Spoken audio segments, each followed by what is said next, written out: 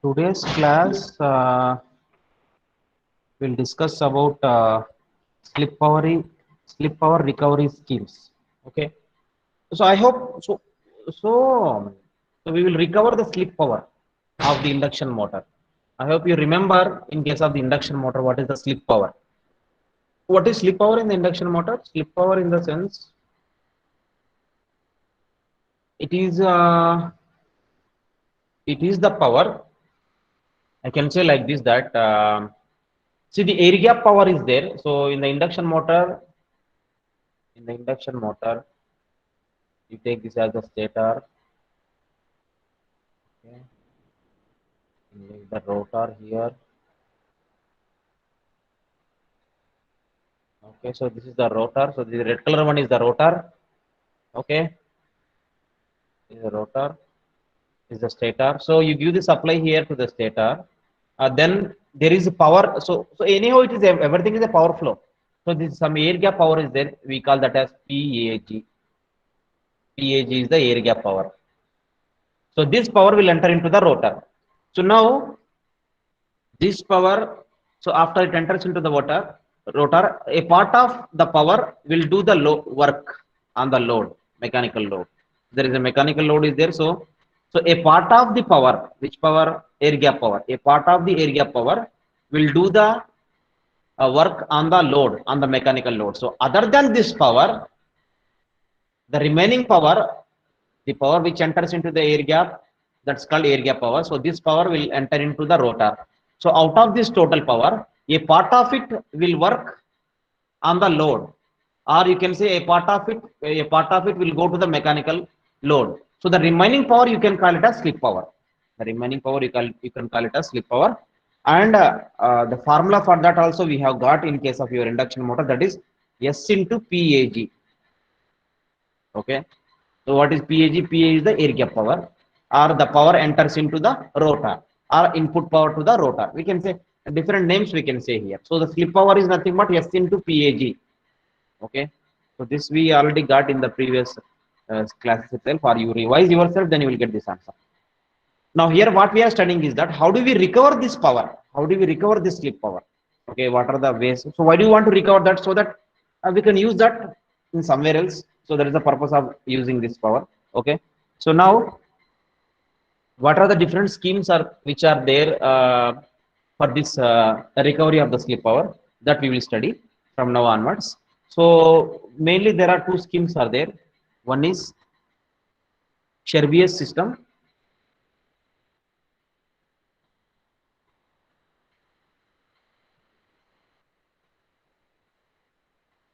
The second one is Kramer system.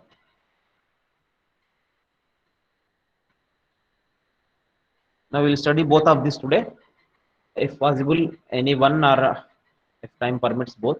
So first we will take Cherbius system. So I told you already that both the systems are, what is the purpose of both the systems? To recover the slip power. So now we'll see here. First we'll study the conventional system. That is conventional Cherbius system we can say. So in the Cherbius system, the first one is conventional system. So we'll just draw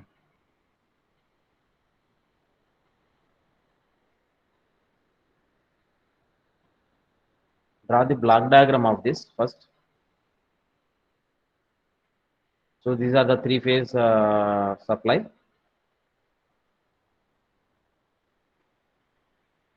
This is three-phase supply. So then stator is there. Some stator I will write here. Assume that it is connected in delta. So how do you connect?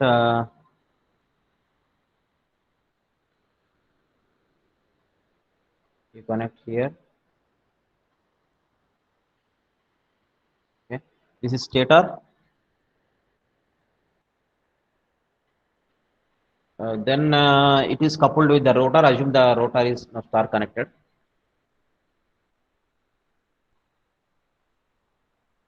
Any case you can take, there is no problem. Then the rotor circuit we are discussing now. Of course, this rotor is coupled mechanically to one load. That load I am not going to draw here. Please see here. Only we are interested here. Please answer. Is it audible? Yes, sir. Okay. The rotor power. Now we are discussing about the recovery of the slip power. Yes. So we will not worry about whether we connect the load or not. Mechanical load part I'm not going to draw. I will draw only the rotor side part. That is electrical circuit I will draw. So this rotor is connected to one converter. That converter you call it as rotary converter. Okay. So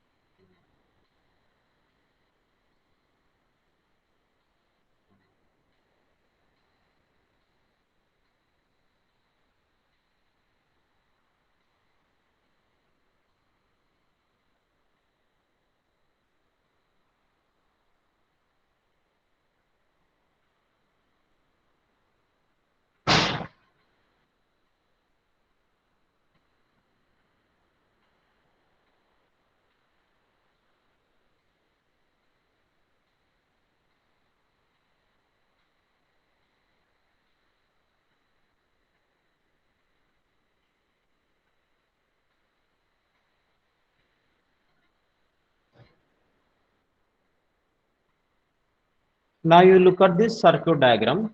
I will just tell you the flow here. I told you we are recovering the slip power. So the slip power you will find out, okay, with the rotor terminals. So you are giving supply to the stator. So the induction motor is working. Now it is driving some load. Okay, we don't need to worry about that load. Then we will discuss about the slip power. S into PAG. So this power is through the rotor, and that so this rotor power, that is slip power, you will give to a rotary converter. Rotary converter in the sense which converts something like this. That one example we have seen last class. This uh, in the static rotor resistance control, what we did in the static rotor resistance control, if you recall, that the rotor terminals of the rotor is connected to a rectifier. Just recall that you connected to a rectifier, so that AC will be converted into DC.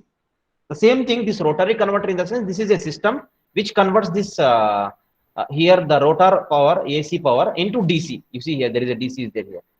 So you can consider this as a rectifier also if you want. Just it's a in generalized it is a converter which converts this rotor power into DC. Okay, anything you can take, whether it is rectifier or control rectifier, uncontrolled rectifier, anything you can take. Now this power, where this power is going now, this power is going to DC motor, because this is a DC now. So this AC power which is at the rotor side is converted into DC using this system. Then that DC power goes to the DC motor. So when once the DC motor takes a DC power, what it does, it converts this electrical energy into mechanical energy. So that mechanical energy is going to a induction generator. And what the induction generator does, it takes mechanical energy and it will convert to electrical energy. So here the electrical energy which is there, which is in the form of DC, it goes to the DC motor, then it generates mechanical energy.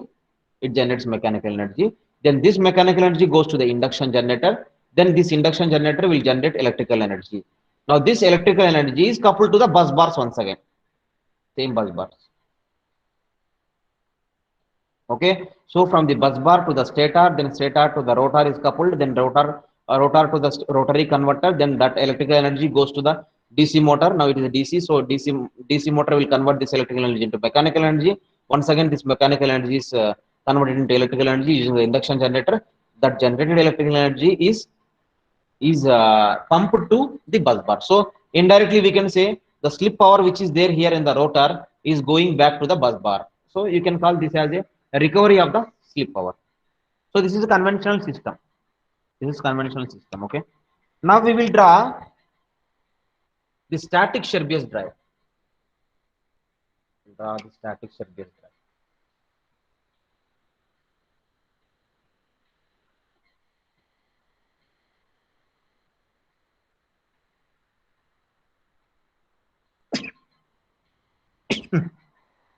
Okay, what is the static share-based drive? Is that simple thing? Static devices we will use. That is power semiconductor devices we will use to recover the power. Nothing else is there here. Okay, so same thing.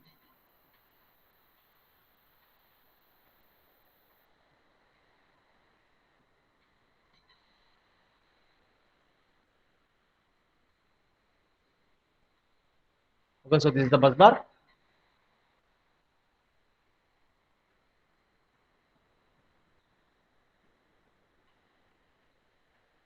Then you have stator, rotor is there. So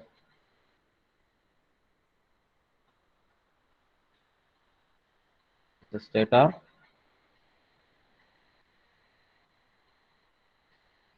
Now you have the rotor. Okay, then we'll do one thing.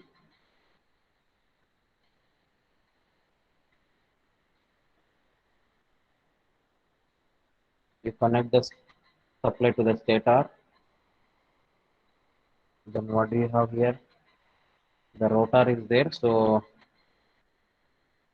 it is coupled mechanically to any load. Okay. Okay, and then now the rotor, we don't need to worry about this part. Now we need to worry about the rotor side connection. Okay, so rotor side connection, where it goes is that I will just rectifier.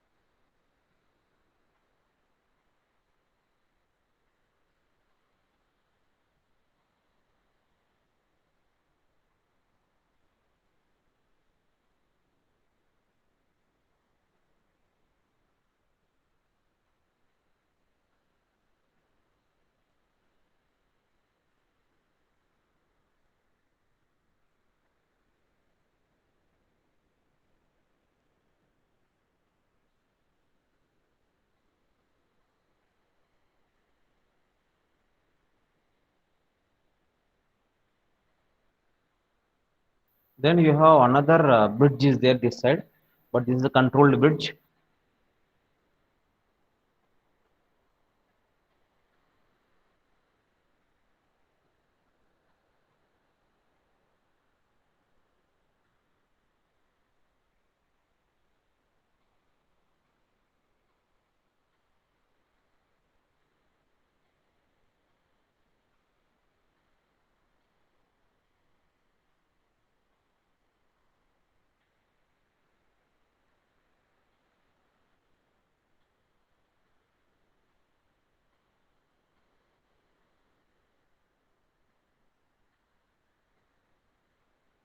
Now please answer: is the screen visible?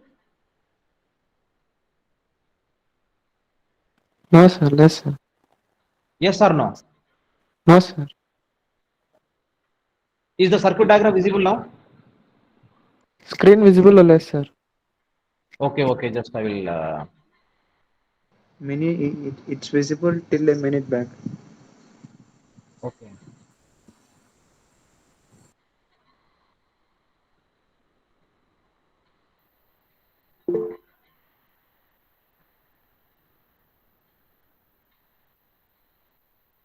Now please answer: is it visible now? I will just show you now. Visible, sir. Okay. Okay. So we'll do this remaining connection here.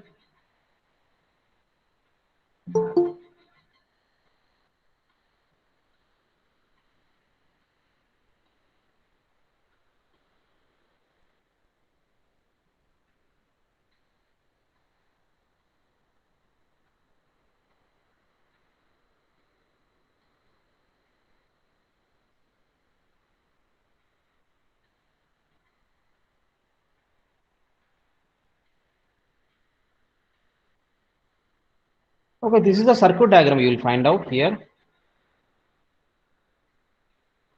Okay, so here you have two bridges. Here you have two bridges, and this is the circuit diagram for the static or block diagram for the static Shelby's drive. Okay, So now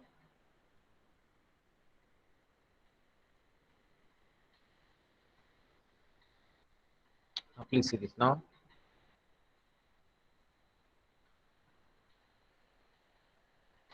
Now see how it works now. Just see this. The flow is very same.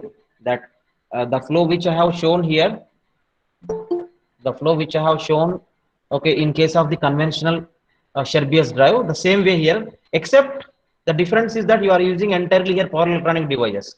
You are not using any kind of machines here. Entire thing is power electronic device. Main conversion is happening through the power electronic device. I will show you here. See this once again, same thing. So you give the power to the stator. This is the stator. Then the rotor does some work. Other than that, you call it as S into PAG, that is area, that is slip power. So this slip power you tap here and you send it to this three-phase bridge rectifier. Then what this three-phase bridge rectifier does, it converts this AC to DC. Then that DC is connected to, now what is this once again? You can call this as inverter right now. Whereas you can call this as rectifier. Because this rectifier converts AC to DC, whereas this inverter, now you got the DC here, the DC you are sending through an inductor LD, so this LD will maintain the current ID almost constant. It maintains the current almost constant. So then the DC current and DC supply you are giving here, okay, DC supply you are giving here, then the DC you are converting into AC once again. So here what exactly you are doing is now you are recovering the slip power here and you are sending to the rectifier. Rectifier converts AC to DC. Then this DC after passing through this inductor, then this DC passes through this inverter bridge, then this is converting DC to AC once again. So this AC will connect to the bus bar through a transformer. Okay. So all the devices here, what is the purpose of rectifier here? You convert the slip power, that is AC, into the DC. Then what is the purpose of the inductor here? It will maintain the current constant. Then what is the purpose of inverter here? It converts this DC to AC. Then this AC will be connected to the bus bar through the transformer. Now what is the purpose of the transformer here is that the voltage level here. Now whenever you are connecting any power supply or whenever, see, you generate some power, you want to connect that power to the bus bar. How do you connect to the bus bar generally? So I think you know this condition that whenever you connect to the bus bar, two important conditions are there. One is the voltage level should be same. Same in the sense the generated voltage should be same as the bus bar voltage. Okay. And second condition is that the phase sequence should be same. These are the two conditions you should satisfy. So the transformer which we put here,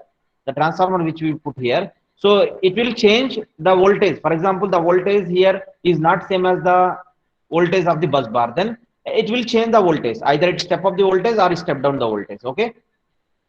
Generally, it step up the voltage. Remember now, it step up the voltage. So here, here less voltage is there. Here more voltage is there. Generally, here you have less voltage. Why you have less voltage here is that because this is rotor voltage. Rotor voltage, if you recall in the induction motor, it is S into ER. Please recall that. S into ER. And generally, you know the value of S. S is generally small value. S is generally a small value. Okay, so if it is a small value, then the EMF is also small. So if the EMF is small, then this EMF is also, the voltage you will get at the end of the inverter is also less. Then definitely you have to step up that voltage. See, here you have high voltage. You know very well, because you are giving directly the supply voltage to the stator. What about the rotor voltage? Rotor voltage is less. Why the rotor voltage is less? Because rotor voltage is proportional to the, yes, it is proportional to the slip here. Yes, is the slip here. So as the rotor voltage is less here because of the presence of the slip here. So this lesser voltage you rectify, then you do the inversion, then also you will get lesser voltage only. You are not giving any kind of boosting here. So that boosting should be done using the transformer. Then only you will get the high voltage here. So that high voltage will match with the bus bar voltage. Then it will be connected directly. So you need a transformer to step up this voltage. Okay. I hope you understand why you want to step up the voltage, because the rotor voltage is lesser. Okay. This is the power flow. This is how the power is flowing, and this is how you recover the power. Okay. Now using this explanation, we will write some equations. Necessary equations we will write here. First, what is VD1? We want to write what is VD1. Okay. What is VD1 here? Now it is a diode. Now it is a diode bridge. So it is a three-phase diode bridge. So three-phase diode bridge. What is the output of a What is the formula for the output of a three-phase rectifier? Simple formula that we have got already in the previous classes. That formula we will write directly here. So I will write here as 3. Okay, better I will write this side. Okay. So now assume that the voltage here, the rotor voltage here, assume that I said it is S into ER, S into ER. Okay. So it is S into ER is the voltage here. S into ER is the voltage here. So I will write that voltage here. Okay. So how can I write this? 3 root 2 by pi into the input voltage, the line voltage to the rectifier. This is the formula I will write here. When you have let 3 root 2 by pi, this you might have studied. This you might have studied. But remember, this VL is the rotor voltage. So I will write here VLR. Okay, a rotor line voltage. It's not stator line voltage. So you should not get confused here. Why? Because the rotor line voltage, stator line voltage, both are not same. This you know very well. So this is VLR is the rotor line voltage. So I will write the rotor line voltage as something like this. Rotor line voltage I can write like this. Okay, 3 root 2 by pi into S into VR. What is VR? VR is the rotor line voltage at standstill. I will write here VR is the rotor line voltage at standstill. Combinedly it becomes VLR. So VLR is equal to here S into VR. This you must understand. Okay. Then I want to rewrite this equation further. VD1 I got the answer how much? 3 root 2 by pi S VR. Okay, VR is the rotor line voltage at standstill. Otherwise, you can replace this SVR with VLR also. VLR, what is the VLR? It is a rotor line voltage. Okay, any rotor line voltage VLR. But at standstill, you want to convert then S into VR. Okay, so S is the slip here. Okay, and then I can rewrite this equation further. How to rewrite this equation further is that see here. Here the at standstill voltage is VR. I will take VL is the line voltage here. I will take VL is the line voltage here. VL is the line voltage of the stator, whereas VR is the line voltage of the rotor at standstill. Now, in every induction motor, okay, so this ratio is already mentioned in the data sheet of every induction motor. Generally, you will find out that I will represent it as A. So this is the turns ratio between something like this. Here you see the previous picture. Yeah, this one, stator, rotor. So there is a turns ratio is there here. So the turns ratio I'm taking it as A. What is A here? A is the ratio of VL by VR. We will remember like this. So what is VL? VL is the stator line voltage. What is VR? VR is the rotor line voltage at standstill. So this ratio, definitely every induction motor data sheet, this ratio will be given. There is no doubt in that. So now we will do one thing. From this equation we can do something here. What is VR from this equation? It becomes VL by A. So I will better substitute this here directly, so that I may need I may need here. So yes, VL by A. This is pi. What is A? A is the turns ratio between stator to rotor. That is VL by VR. Okay. So this we got. Then what is V1 now? I want to find out what is V1. What is V1? So if you recall, what is V1? In power electronics, we have studied this thing, that full converter. This circuit is nothing but full converter. No doubt in this. Why it is full converter? Because you see here, this is AC, this is DC. So you are converting AC to DC. Okay, you are converting AC to DC. If you see this side, from this side, if you see, you are converting AC to DC. Just take an assumption. So in that full converter, we have studied this also, that this full converter can be used as line commutated inverter. Just recall this word, line commutated inverter. So a full converter can be used as line commutated inverter. See this inverter output, you are connected to the lines. So a line commutated inverter is nothing but it's a full converter for alpha, what is alpha? Alpha is the firing angle greater than 90 degrees. This we have already studied, that a full converter, when you increase the value of firing angle greater than 90, you can use that full converter as line commutated inverter. So this entire thing, this entire thing can be used as a full converter for firing angle alpha greater than 90. So the inverter here, because you see the bridge also, you see, it's a, what is this bridge? It's a thyristor bridge. So this thyristor bridge, what is this thyristor bridge? If you see from this side, it looks like a full converter. Okay, it looks like a full converter. It looks like a full converter. So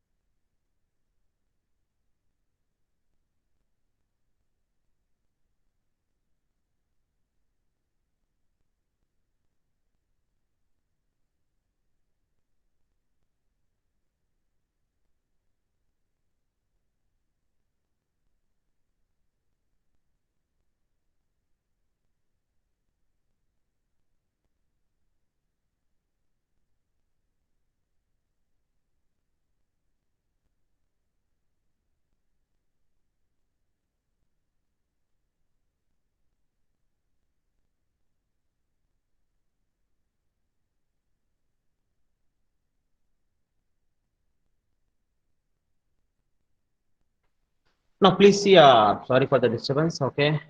So you see now here we are discussing about V1 value here.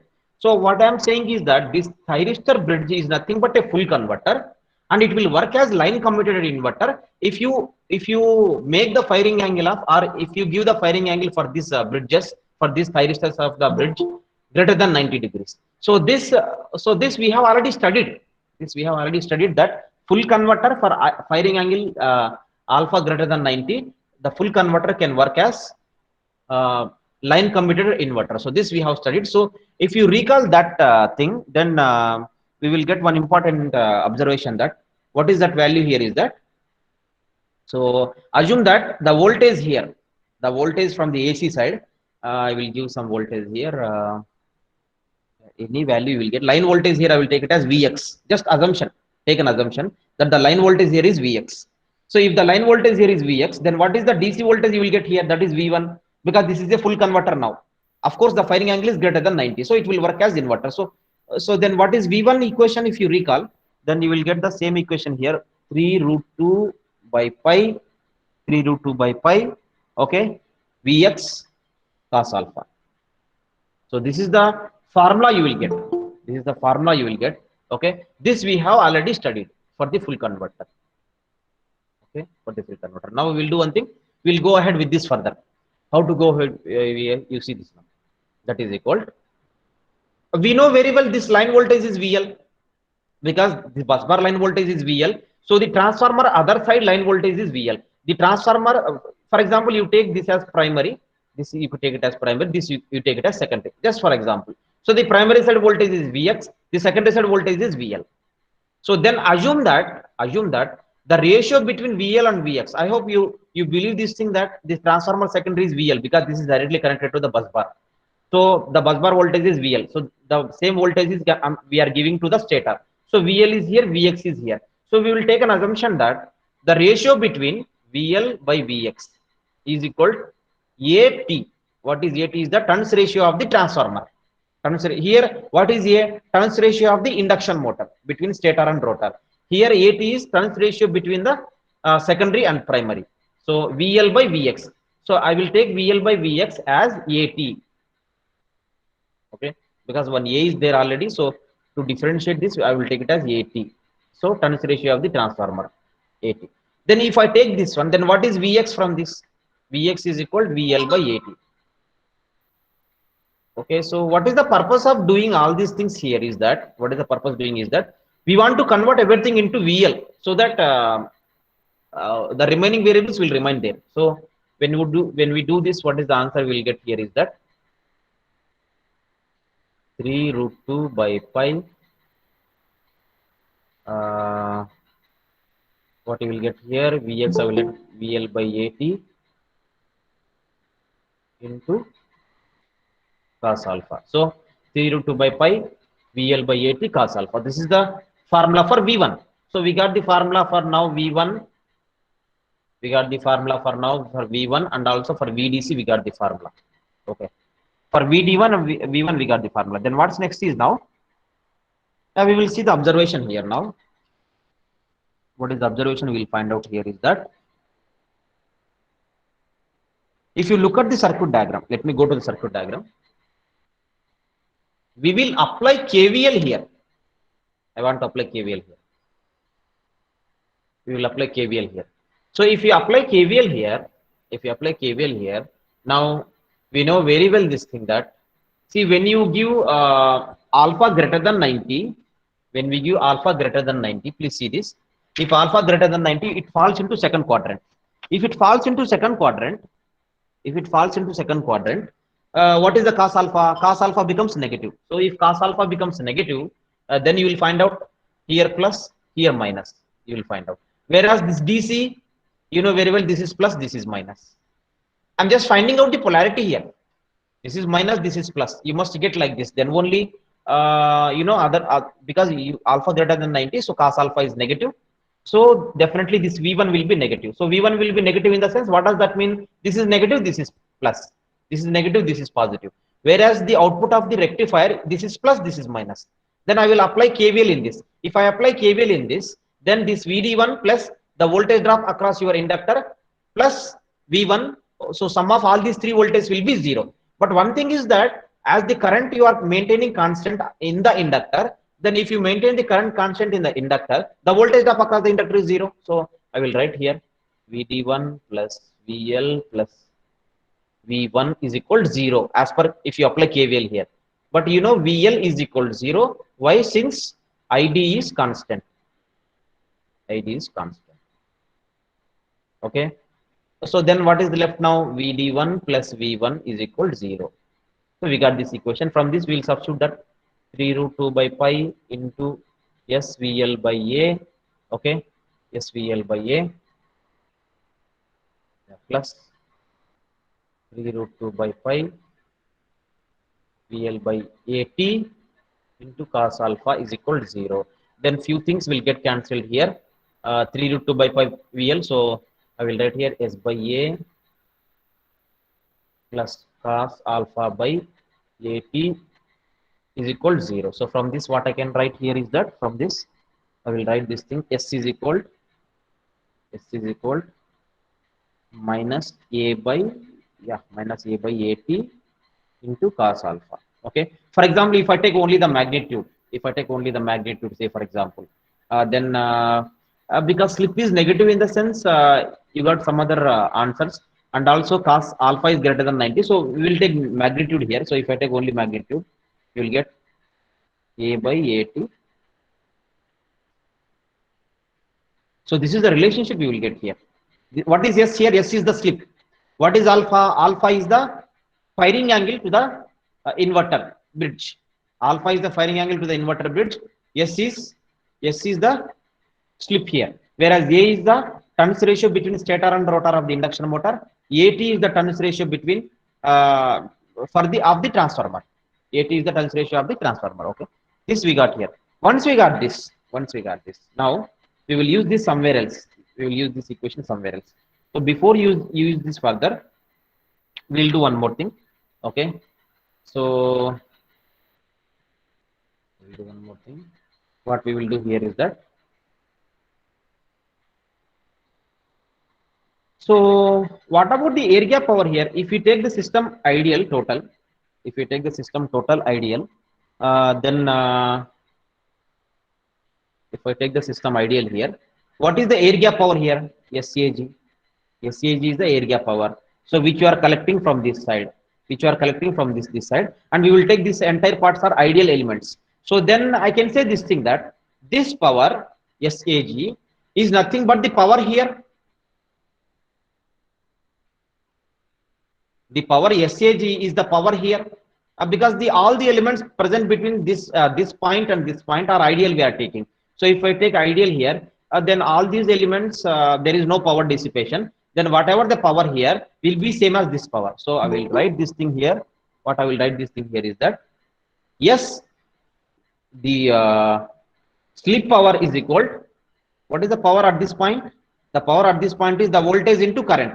What is the voltage V1? What is the current ID? So V1 ID. V1 ID. Then from this we can simplify. But before we simplify, we recall the equation between the torque. What is the equation between the torque and the air gap power? So this also we know that is also comes from the previous induction motor classes that I will write here. T into omega S. This is the relationship between torque and air gap power. What is the relationship between torque and gross mechanical power? The relationship between torque and gross mechanical power is that gross mechanical power is equal to T into omega R. Whereas the relationship between air gap power and the torque is air gap power is equal to torque into omega S, not the omega R. So this already we studied. So you recall that. Then we substitute here. If you substitute here, what is the thing you will get? S into T into omega S is equal to V1 ID. Then so from this we can find out what is torque. Torque is equal to V1. What is V1 equation we got? Somewhere we got the V1 equation. This equation is there. So we will write this equation.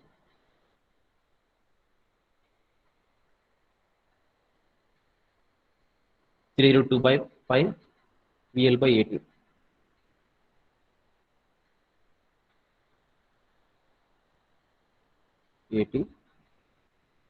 Into cos alpha ID into ID into ID divided by S into omega S. So now here we'll do one thing. What is S here? We got an equation for S here, this side. A by AT. So we'll substitute this equation here in place of S. Then A by AT. So AT will get cancelled. So then you will get A here, and cos alpha will get cancelled. So we will write here 3 root 2 by 5 VL into ID by A omega S. Just we will cross check once again here. A by AT cos alpha. So AT will get cancelled. So cos alpha will get cancelled. So these two will get cancelled. Then what is left here? A is left here. Okay. So this is the relationship between torque and speed. You see the speed here. You see the torque here. Speed here, torque here. So then we will draw the relationship between speed and torque. Of course, one thing I will tell you. One more thing is that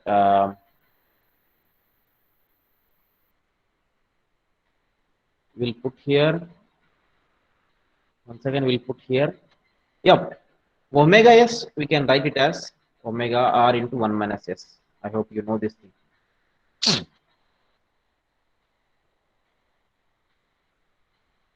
Okay. So is this correct? I don't think so. It is not this relationship. So there is a relationship between. Okay, I will write the relationship here. Better I will use this equation, omega s minus omega r by omega s. Okay, then omega r is equal to omega s into 1 minus s. That's it. Okay, so this is the relationship we got. So from this we can find out what omega s we can convert it into omega r. So that is the rotor speed. So we will get the so once again you will get the slip here. So that slip is a function of cos alpha here. So it is up to us. Then what is the one thing you can say this thing, that the torque and the torque and your speed are inversely related. So then if they are inversely related, I will take this as torque, I will take this as speed. Then you will get these graphs. I will draw the graphs here. Different graphs I will draw, and these graphs are for different values of alpha. This is alpha is equal to 90, alpha is equal to 100, alpha is equal to 120. So you increase the alpha value, so the graph will come down like this. Okay, this you can find out by substituting s here. So first you substitute omega s here. So omega s is equal to omega r by 1 minus s. So your 1 minus s will go in the numerator. Then s place you substitute a by 80 cos alpha. Now you go on change the value of alpha, you will get this graph. But one thing is that both are inversely related, so you get this graph, and this is about this. Okay. So now one thing I will tell you now. I will draw another graph, another. I will draw another circuit diagram, for the same static Scherbius drive, but only one change I will do. That instead of having the rectifier here, instead of having the uncontrolled rectifier here, we will have controlled rectifier. So I will just read down. So rather than reading down, I will just copy this entire picture. Yeah, please, just I will tell you the difference here.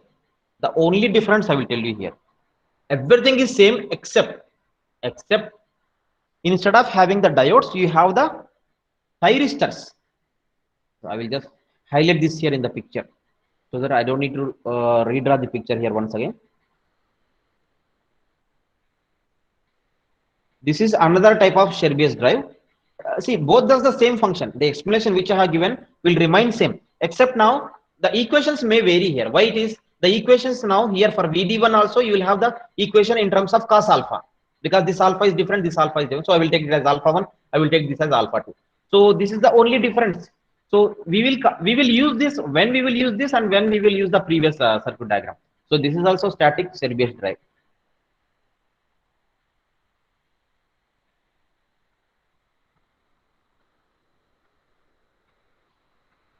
Okay, so this is also called static Scherbius drive. So previous one is also called static Scherbius drive.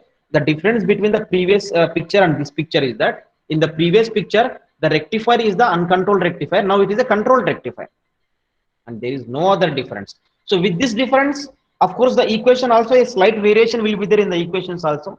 Okay, but the same analysis you can do here also. But I will tell you when we will use this one and the previous one. So what is the advantage of this one is that the advantage here is that you can run the induction motor now here at both sub-synchronous speed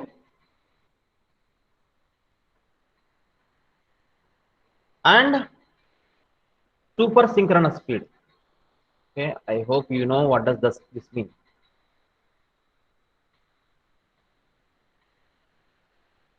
What is meant by subsynchronous speed? Subsynchronous speed in the sense your NR value is always less than NS. Okay, this is subsynchronous speed. What is supersynchronous speed? NR is greater than NS. I hope you know these words, subsynchronous speed and supersynchronous speed. So the first picture, it is only for subsynchronous speed.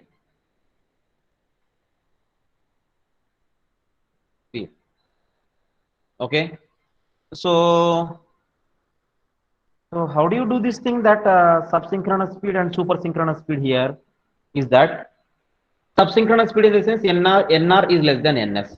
So if NR is less than NS, so the slip is always S less than 1. So the slip is always in between 0 and 1. Okay, if NR is always less than NS, definitely the slip is between 0 and 1. So if the slip is between 0 and 1, it means you are operating your induction motor in induction machine in motoring mode. So that is this slip. So this circuit diagram you will use only for motoring condition of your induction machine. That is the slip is between 0 and 1. Okay, when you have the uncontrolled rectifier. Whereas when you have this controlled rectifier, you can use even this for NR greater than NS also. That is for super synchronous speed also you can use this. Okay, but one thing I will tell you that a super synchronous speed, in the sense, what does this mean? That your S is okay, I will tell here, regenerative braking. In case of regenerative braking also you can use. So what is the regenerative braking here is that S less than 0, you recall this thing. So if S less than 0, you recall S is equal to NS minus NR by NS. Okay, so when you have this, how can you make this slip negative? To make this slip negative, okay, to make this slip negative, you can do one thing, that you can reverse the phase sequence here. Reversing the phase sequence,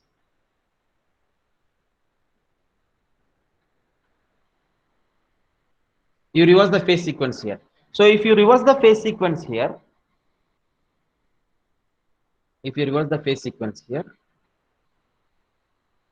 what will happen? NS becomes negative. NS is now negative.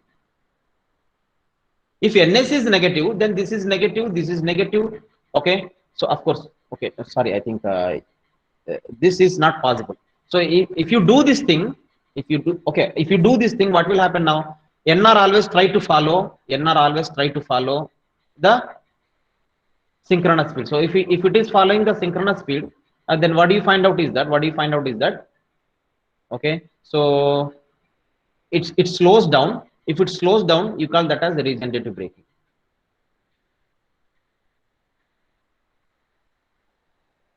So I think in the braking condition it is S greater than 1. I'm sorry, I think it is S greater than 1. At S less than 0, S greater than 1. Okay, so this is the condition you will find out. So you can run either for super synchronous speed, but remember now, super synchronous speed in this, this is the actual condition, NR greater than NS. Now you see yourself, if NR greater than NS, what it becomes? S less than 0 it becomes. Okay, in another words, for example, you reverse this NS. If you reverse this phase sequence, then it becomes minus NS. So minus NS minus NR by minus NS, everything is minus. Once again, the slip is positive, but in this case S is greater than 1. So any operation you can make here using this picture. How you can make this picture is that you control the firing angle of this one. Either you for example, I will tell you that this is acting as inverter, or this is acting as rectifier. So you change the roles of this.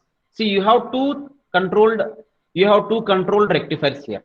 Okay, you have two controlled rectifiers. I told you already that full converter can be work as either a rectifier or the inverter, depends upon the value of alpha. Here also same thing, either it can work as a rectifier or inverter. So one thing, if you operate as rectifier, the other thing will work as inverter.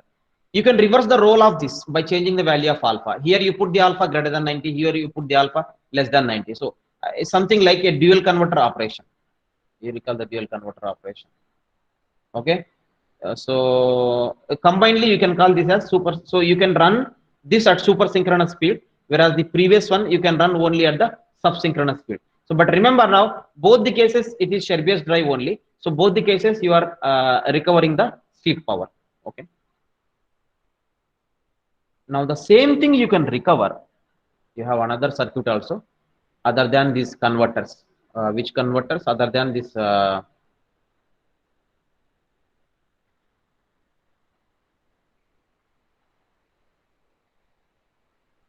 Other than this full converters, we will use cyclo converters, because you remember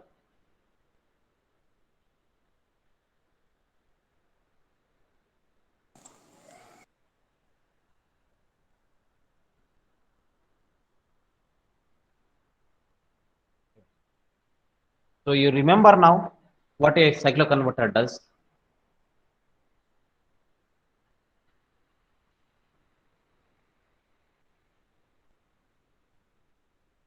Okay. So then you have the rotor. The rotor terminals are there. Three terminals of the rotor. So each terminal,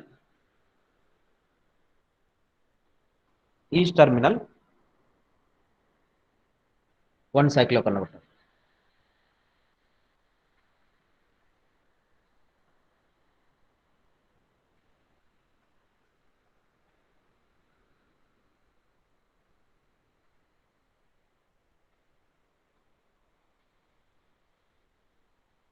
Now the output of the cycloconverter is coupled to the bus bar.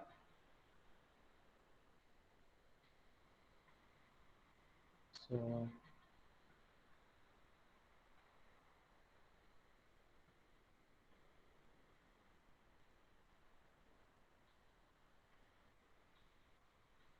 So why you need a cycloconverter is that you should match the frequency of the bus bar. The bus bar frequency you should match with this. So what you do here is that you will use the full cycloconverter here, full wave cycloconverter here.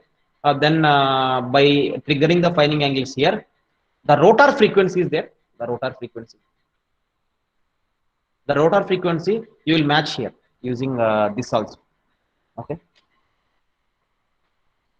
So this is another type of converter which you will use for the flip power recovery. So as of now, you see here these three we have studied. So Scherbius drive for subsynchronous speed, Scherbius drive for super synchronous speed. Then using the cycloconverter also, we can just do the same thing. Okay. So now what else is here? So I will just briefly summarize this here. What is Scherbius drive does is that the Scherbius drive, so it simply the Scherbius drive, it recovers the sleep power and it will feed to the bus bar. This is what it does. Now conventional system, you don't find out any kind of you find out all these motors and machines and so on and so. Whereas the static Scherbius drive, you find out the power electronic converters. Once again, you have two bridges here, diode bridge here, thyristor bridge here. So that case you will use for subsynchronous speed. Whereas if you have both the bridges, controlled bridges, then that you will use for super synchronous speed. Okay. Now we will draw the closed loop diagram.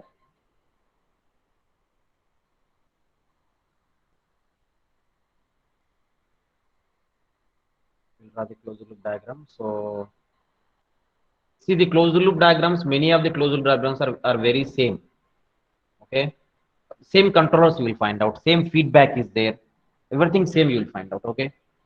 So but anyhow, still we need to discuss briefly, not in detail, at least briefly we can discuss, because all the things which we have studied already, it is there. So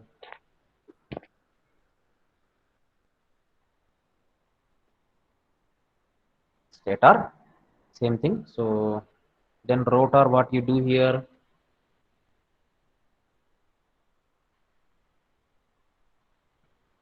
so rotor connection. So rotor connection goes to, we will just recall this subsynchronous speed, because many times you operate the machine in the motoring mode only. So that case we will take. So this is a diode bridge. Okay. Then after diode bridge, this is block diagram I'm drawing. So this is LD. The current here is ID. Okay. Then after that we have a thyristor bridge.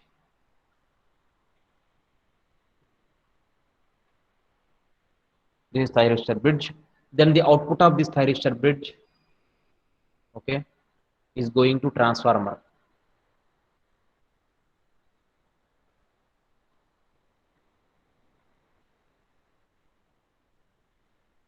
Is going to transformer. Okay.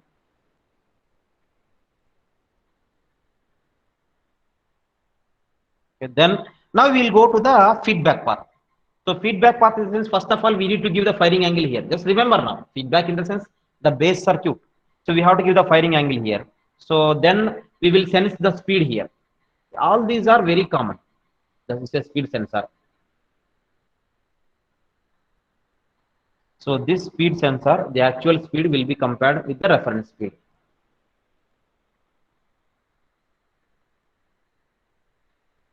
This is the reference speed. So plus minus, then you have some error. Then that error will go to the speed controller.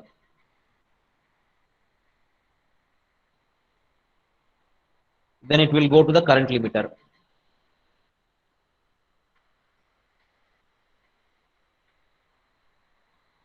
I will write here.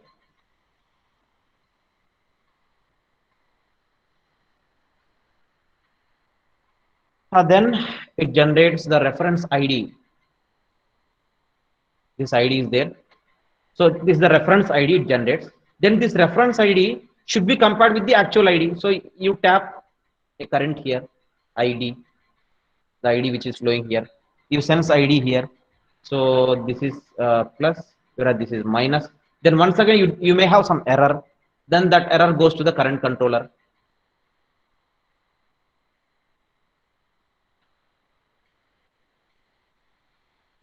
Then based upon the command from the controller, you have this firing circuit for the thyristor. So that goes here. That's it. This is the closed path. This is the closed loop control of static Scherbius drive. So this part is the power circuit. We can call like this. This part is the power circuit. This part is the control. We can call it as feedback path. This is forward path.